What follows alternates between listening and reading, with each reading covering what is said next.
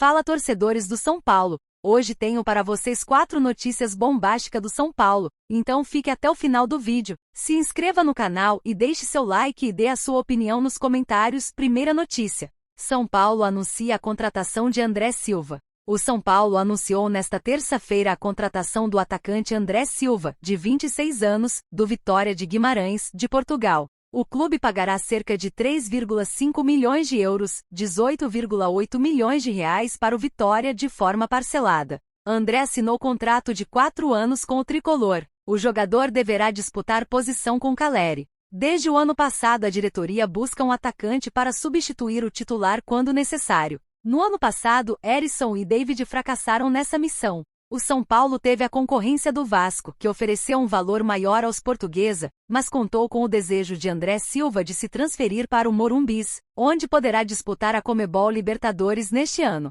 Opção para a vaga de Caleri, mas também com capacidade para exercer uma função de segundo atacante num esquema com 2 homens mais agudos. André Silva foi identificado pelo departamento de scout do São Paulo na virada do ano por causa de seus bons números. Nesta temporada, sua melhor na Europa, acumulou 14 gols marcados em 28 partidas pelo Vitória de Guimarães. Nascido em Taboão da Serra, André Silva começou no Atlético Diadema, passou pela base do Internacional em 2017, e depois seguiu para Portugal, onde atuou por Rio Ave, Arouca e Vitória de Guimarães. De volta ao Brasil, disputará os campeonatos profissionais do país pela primeira vez. O atacante é o 5º reforço do São Paulo para 2024. Antes foram contratados Eric, Luiz Gustavo, Bobadilla e Ferreira.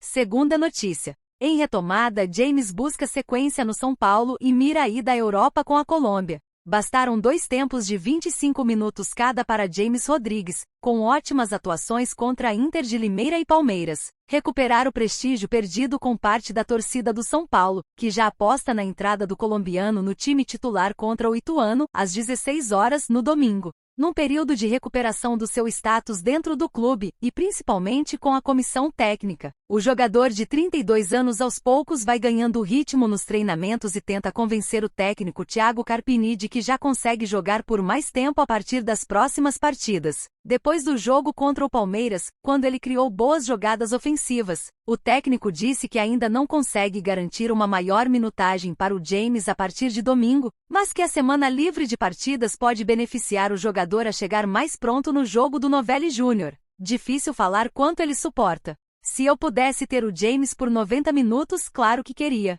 Vejo o que o torcedor vê. Queremos o James mais em campo, mas precisamos respeitar o processo do atleta, todo o feedback que é passado em relação às cargas de treinos, explicou Carpini. Vai ser importante a semana aberta. Se ele fizer toda a sequência do que for proposto, talvez melhore mais. Vai chegar um ponto em que só vai melhorar jogando, mas evolui gradativamente e depende do atleta. Não precisamos perder tempo falando do que é o James tecnicamente, disse. Camisa 10 da seleção da Colômbia, James tem como uma das prioridades da temporada chegar bem para a disputa da Copa América em junho. Manter-se em bom ritmo de jogo será importante para que em 2 semanas, ele apareça já na primeira convocação do ano do técnico Néstor Lorenzo. Segundo a imprensa colombiana, havia o risco grande de James deixar de ser chamado pelo treinador caso tivesse rompido com o São Paulo e estivesse sem clube no período da convocação, já que não atuava desde novembro do ano passado. A volta ao tricolor o recolocou no radar da seleção.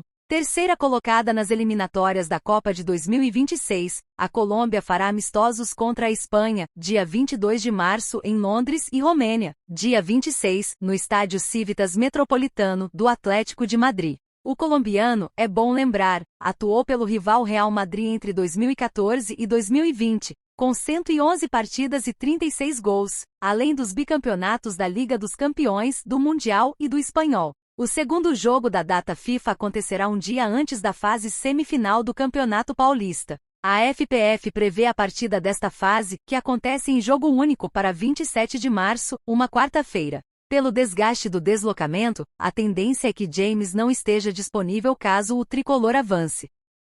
Terceira notícia: sem espaço no São Paulo, Luan está próximo de ser emprestado ao Vitória. No último domingo 3, o São Paulo entrou em campo para encarar o Palmeiras no Morumbis. Com recorde de público mais de 51 mil pessoas presentes, o tricolor ficou apenas no empate em 1-1. O gol do soberano foi marcado por Alisson aos 25 minutos do primeiro tempo, enquanto o empate do rival veio na segunda etapa após pênalti polêmico marcado. Rafael Veiga converteu a penalidade. Com o resultado, o time comandado por Thiago Carpini conseguiu se manter na primeira posição do grupo D, com 19 pontos. No entanto, a classificação só será confirmada, ou não, na última rodada da primeira fase. Novo Horizontino e São Bernardo somam 18 pontos cada, ainda podendo se classificar. Caso o São Paulo perca para o Ituano, há chances de ficar fora da próxima fase do estadual. Enquanto o Carpini trabalha para garantir o São Paulo no mata-mata do Paulistão, a diretoria se movimenta nos bastidores para liberar espaço no elenco e também na folha salarial do clube.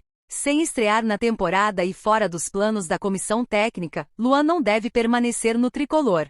Segundo informações do jornalista André Hernan, o meio-campista está próximo de acertar com o Vitória. Grande destaque do time entre 2020 e 2021, o jogador sofreu com lesões e acabou perdendo espaço no time. Na temporada passada, após uma longa novela, acertou a renovação contratual até 2026. De volta à elite do futebol brasileiro, o Vitória vem montando um elenco equilibrado para se manter na Série A. O nome de Luan vinha sendo discutido há algumas semanas, mas agora a situação está bem encaminhada.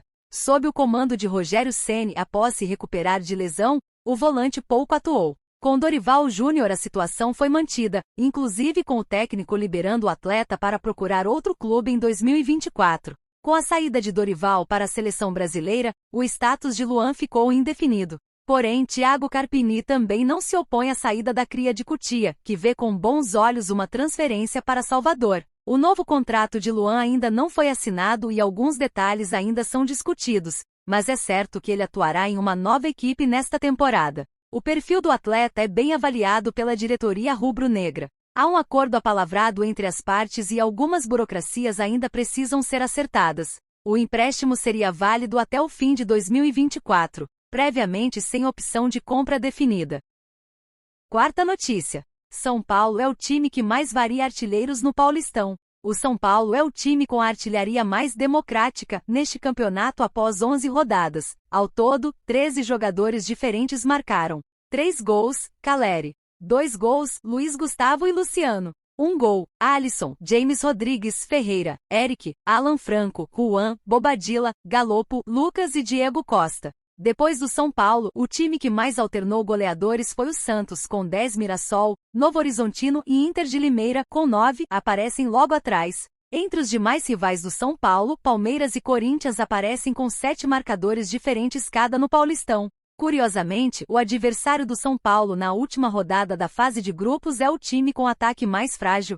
Penúltimo colocado na classificação geral com 6 pontos, o ituano marcou apenas 3 gols em 11 partidas disputadas. José Carlos, Leonardo e Pablo foram os únicos autores do time de Itu. A partida contra o Ituano acontece no domingo no Novelli Júnior, em Itu. Apesar de chegar à última rodada na liderança do Grupo D com 19 pontos, o tricolor ainda não tem vaga assegurada nas quartas de final, já que pode ser ultrapassado por Novo Horizontino vice-líder com 19 e São Bernardo, terceiro colocado com 18. O Novo Horizontino joga em casa contra a Portuguesa, enquanto o Berno joga fora de casa contra o Mirassol. Todas as partidas acontecerão às 16 horas.